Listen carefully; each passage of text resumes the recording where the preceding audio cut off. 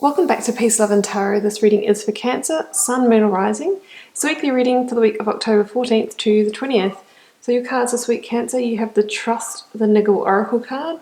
We have the Ten of Cups, the Devil, the Three of Cups, the Queen of Pentacles, Two of Wands and the Nine of Wands.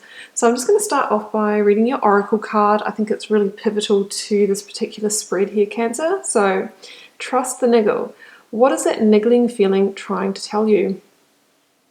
That niggling feeling, that inconvenient, annoying niggling feeling, try as you might, it's there, and it's not going anywhere. Most people spend years ignoring their niggling feelings, throwing their best dollops of stubbornness, ego, and post-rationalization to numb them out.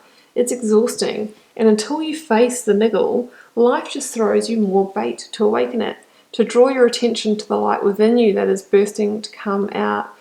The niggle is an arrow pointing to what is standing in your way, the relationship, the conversation, the decision, that shift that needs to be made, the stone in your shoe. So Cancer, I guess it's time to ask yourself, has there been something that's been gnawing away at you? Some kind of hunch, a gut feeling, a feeling about a situation or a person that maybe doesn't seem quite right. That feeling that you think there may be more than meets the eye. And, I think that's, it's more than likely, Cancer, we have devil energy here. Recent past, devil energy with the Three of Cups. Now, this really can be that situation where, three is a crowd. That's what I'm really hearing. Too many chefs in the kitchen. So, look, for some of you, this is a romantic partnership reading. I can see that here. For some of you, that will recommend, it will represent third-party energy. Is there, somebody that may have been trying to come onto your partner? Is your partner having an affair? Are you having an affair? Is there somebody that you maybe have been giving energy out to, whether you've actually, done anything, physical with the person, even just flirting, it's still directing energy in another person's way. For some of you, it could be a work situation where maybe somebody's trying to steal your thunder. Somebody is trying to muscle in on the promotion that you've been promised. Someone's trying to undermine you. It's that kind of energy. Somebody that might be being your friend and drinking with you on a Friday night and celebrating with you on one face, but underneath it, there's something going on. Maybe someone's trying to befriend you so that they can get some information out of you, so they can manipulate you. These are all the kind of things that I'm sensing under that devil energy. That devil energy is that kind of feeling of toxicity, that feeling of, being hypnotized by a situation so that you can't quite see it for exactly what it is. But our gut knows. Our gut always knows, because our intuition doesn't lie. And most of us, have those indicators in our bodies, like that, that feeling in the pit of our stomach that alert us to the situations that consciously we may not be able to pick up the signals. That's what I'm hearing here. With that devil energy, there is that sense of, like you may be starting to get that niggling feeling about a situation, but you have been willingly turning a blind eye or staying in that situation because there's some kind of, in some kind of way you're benefiting, or there's some kind of payoff for you. So in the relationship, that payoff can be just, not splitting up a happy home, getting to continue on with an externally facing, perfect life, but on the inside, there's other things playing out. In the job front, staying in the situation because you're picking up your paycheck, because you have loyalties in other directions, but, underneath it all, you might feel like you are being undermined. So that's the kind of energy I'm sensing in your recent past. Some of you might still be in the throes of it now.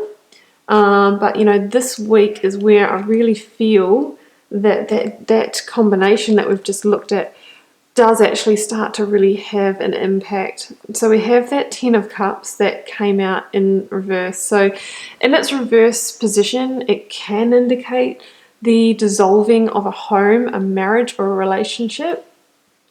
Some of you might be having a trial separation, deciding to live separately for a while. that rainbow of abundance, of love and harmony has stopped producing. That's what I'm feeling with this. It can also talk about misaligned values. So maybe, if this is a work situation, a friendship situation, maybe at one stage you were on the same page as somebody and really, creating something beautiful with them, something really emotionally fulfilling, but it's gone off track. And that's what that niggling feeling is telling you in your gut. And really, it's time to discover why that's gone off track so that you can then decide whether you want to carry on with the situation, this person, this thing, this event, whatever it is, or whether you want to move on in another direction. So, that Nine of Wands here, it tells me that you've weathered a bit of a storm with this situation.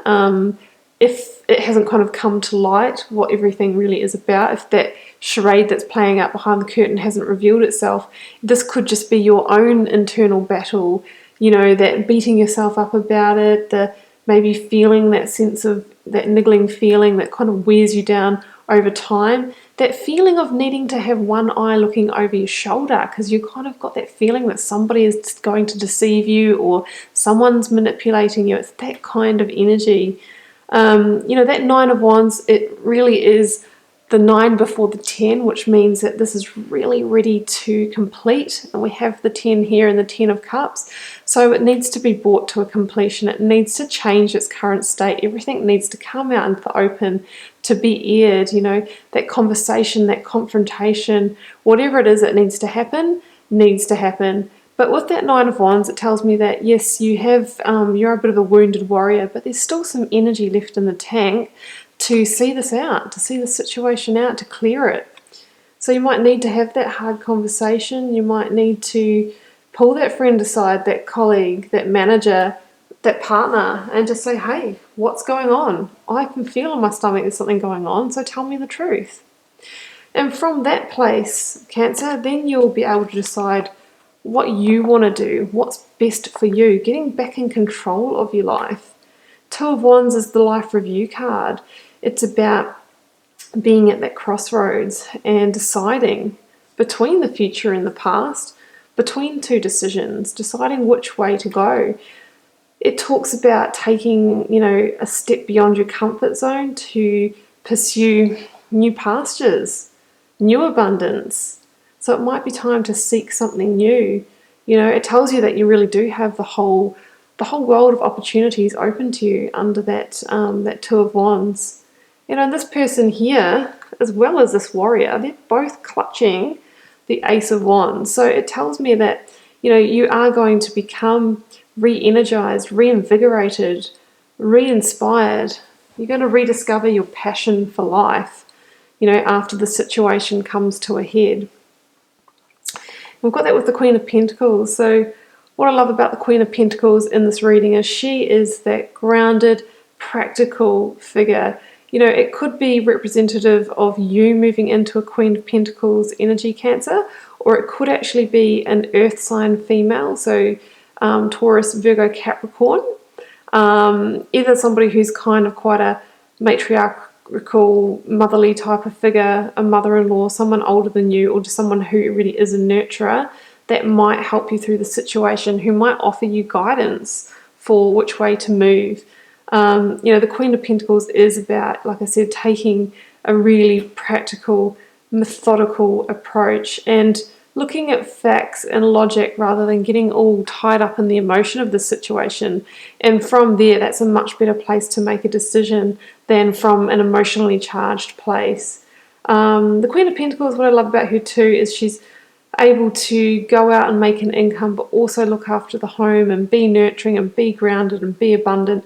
So I don't think the situation is going to derail you. Quite the opposite. I think it's going to see you coming back into Queen energy, coming back into your power, or you're going to be helped by a Queen to actually get you into that energy yourself.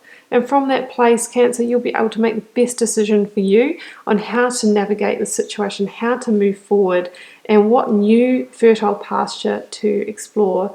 But it all starts with trusting that niggling feeling, having the conversation, bringing the situation to light, eclipsing this devil energy. So that's what I have for you, Cancer. I hope you enjoyed the reading. I wish you all the best with it. It is a general reading. It won't be for every one of you. Feel free to leave me a comment. I'd love to know how it's playing out in your daily life if you'd like to share. And I'll be back here for another reading with you next week.